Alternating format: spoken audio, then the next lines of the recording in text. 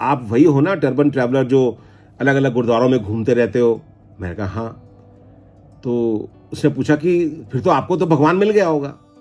एक दिन एक आदमी का मुझे फोन आया, तो उसने मुझसे पूछा कि आप वही हो ना टर्बन ट्रैवलर जो अलग अलग गुरुद्वारों में घूमते रहते हो? मैंने कहा हाँ। तो उसने पूछा कि फिर तो आपको तो भगवान मिल गया होगा। मैंने कहा मुझे भगवान मिल गया होगा? ये कोई इतना आसान है कि किसी भी इंसान को भगवान मिल जाए? ये कलयुग का समय है, कोई लाखों करोड़ों अरबों में कोई एक इंसान शायद भी ऐसा हो जिसको भगवान कभी महसूस हुआ हो। मिलना तो बहुत दूर की बात है। तो उसने कहा लो आपको नहीं पता, आजकल तो भगवान बड़े आसानी से मिल जाते हैं। मैंने कहा वो कैसे? आप इंटरनेट पे लॉगिन करो, पासवर्ड डालो और 1 सेकंड में भगवान के पास। मैंने कहा पासवर्ड डालो? कहता हाँ अरदास, आप अरदास का पासवर्ड डालो और भगवान मिल जाएगा आपको। मुझे नहीं मालूम कि वो बंदा जो उसको मैं जानता भी नहीं था और अचानक जिसने मुझे फोन किया कि वो मुझसे मजाक कर रहा था या मुझसे तंज कर रहा था।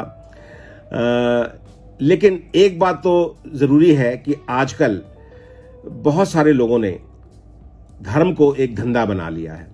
उन्होंने इसको एक दुकान बना ली। बहुत सारे ऐप बन गए हैं, बहुत सारी वेबसाइट्स बन गई हैं जहां पर आप अखंड पाठ, पूजा अर्चना ये सारी चीजें करवा सकते हैं ऑनलाइन।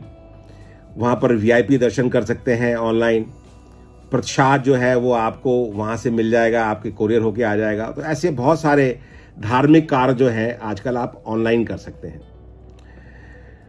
लेकिन वो इंसान जाते जाते अपने भोले स्वभाव में एक बात तो मुझे सिखा गया, और वो ये थी कि अगर हम अपने मन रूपी इंटरनेट का इस्तेमाल करें और सच्चे मन से अरदास रूपी पासवर्ड उसमें डालें, तो इसमें कोई शक नहीं है कि हम उस परमात्मा, ईश्वर, रब या खुदा या गॉड, हम उसे जिस नाम से भी जानते हैं, उससे ना महसूस कर पाए।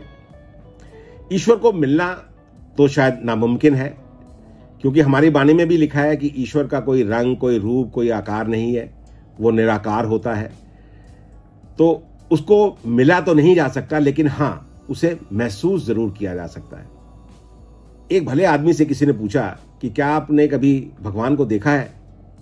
तो उसने जवाब दिया, मैंने भगवान को देखा तो नहीं है, पर मुझे मालूम है कि वो है, क्योंकि जब वो आता है तो मुझे मालूम पड़ जाता है। तो कहता है जब वो आता है तो मालूम पड़ जाता है, क्या कहना चाहते हैं आप? तो कहता है कि जब वो आता है तो मुझे मालूम पड़ जाता है कि भगवान मेरे नजदीक ही है और वो आ गया है। तो फिर उसने समझाया कि आप भगवान को कैसे महसूस कर सकते हैं।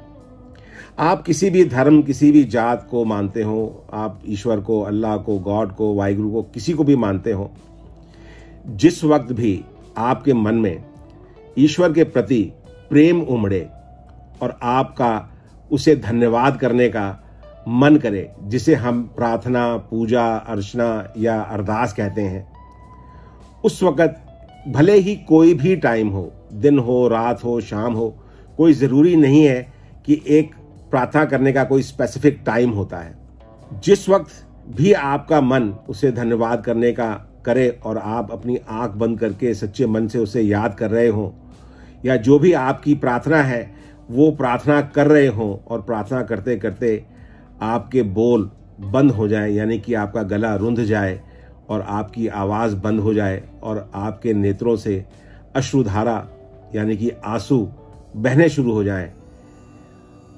उस समय आप ये समझ लीजिए कि ईश्वर, वो भगवान, वो रब आपके नजदीकी है, वो आ गया है। उस वक्त की हुई प्रार्थना या अरदास वो सीधी उस तक पहुंचती है। मेरा इसमें दृढ़ विश्वास है।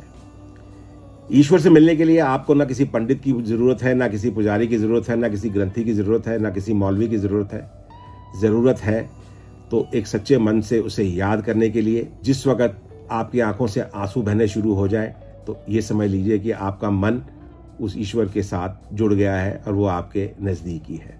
आपको भी अगर ये लगता हो तो आप भी इसे जरूर आज करके देखिए। नमस्कार।